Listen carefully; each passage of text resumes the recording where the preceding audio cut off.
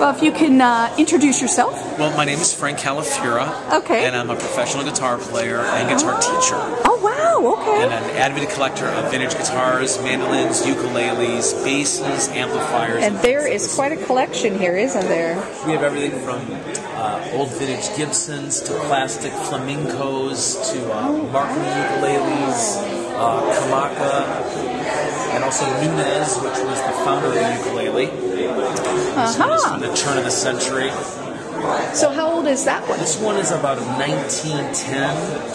1910? And this is made from coal wood, all handmade in Hawaii.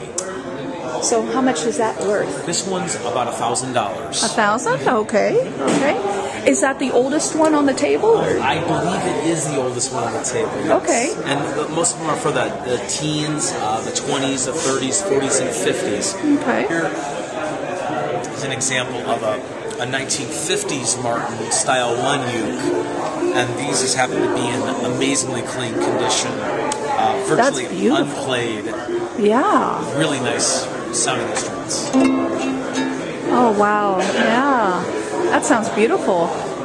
Now, what are these are just banjos? Banjo ukuleles. Banjo ukuleles, okay. A few different ones here.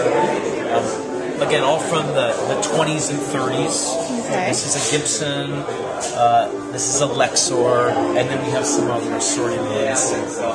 And then right down to the plastic TV pals that were sold on TV, kind of the first infomercial. Oh, right. Where they included lessons and books about ukuleles. So my next question is, where do you find all these gems? Well, I find them every place, but the reason I have so many is because I pay for them. You know, you need to pay. People think that just because it's a ukulele, it's $25 or $50. Right. I've spent thousands and thousands of dollars on ukuleles. So. Where's the most unusual place you found a ukulele? Let's see.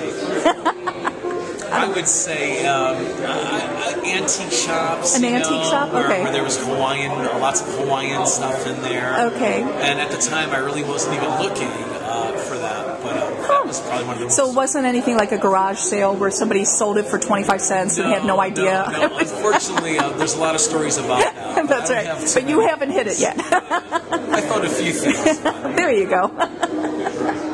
Yeah, that's amazing. We hear sometimes of those stories where somebody's selling some ukulele they have no idea. They sell it for $5 and it's worth almost $5,000 or something. Yeah. Well, the market fluctuates just like anything else. Right. A year or 2, 3 ago, ukuleles were the hottest thing since sliced bread. And they really were selling for large amounts of money. Of course, the economy's taken a toll on that. Yeah. Less money and more products, so now's a great time to buy stuff. Right. Yeah, we've noticed that. I was surprised how popular ukuleles have become. Well, in this area, Steve Boisen, who's the founder of the Tampa Bay Uke Society, has really kick-started this thing off. Right. And people have flocked to it. It started with 2 members and 3 members, and then has really grown into something really nice. Well, this is the first year that he's doing this. I did not realize that. It's very good turnout. It's amazing, yeah. A lot of people are loving it, I can tell. Well, that's great. Well, thank you so much for your time. Enjoy your time.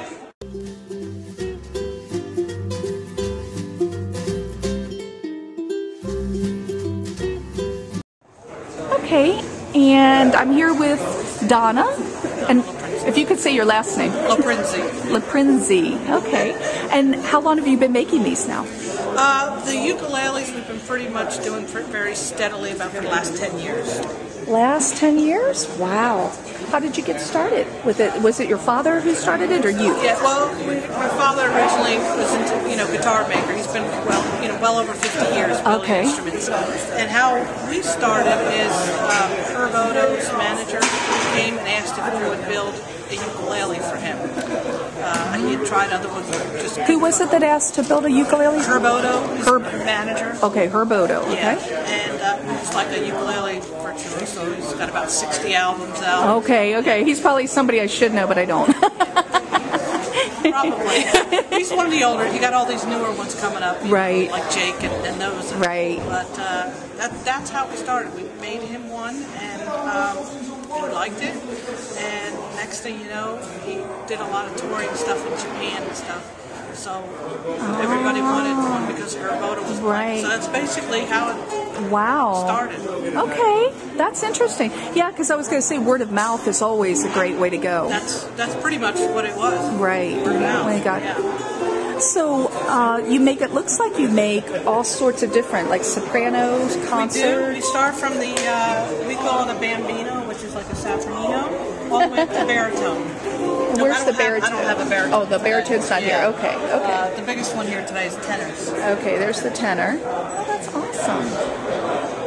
So you're, where are you based out of? Clearwater, Florida. Okay, here in Florida. Yeah, okay. 10 minutes away. Now, do you play ukulele too? No. Nope. Okay. You're like me. Yeah. It's by proxy I'm involved with this. My husband, I'm married to one. But I was just curious if you had found that playing these were easier. I think a lot of people find that they are easier because there's 4 strings and the neck. Definitely easier to play. Yeah. I can play a few chords. Right. Just like I can on a guitar, a few chords. I'm not a player. Right. Yeah, but it's definitely easier than playing a guitar. So do you yourself make them also? I mean, you're involved in I am the one who actually you're the one that actually makes these beautiful things. How is it that you get? I'm always curious about, see the coloring, how it's dark and lighter. Right. How do you do that? You do it. It's just the way you're spraying it on. It's the application kind of fading in and out. Okay. Okay. And the green one is beautiful. Oh, thank you. That is gorgeous. So what is your favorite? Do you have a favorite one?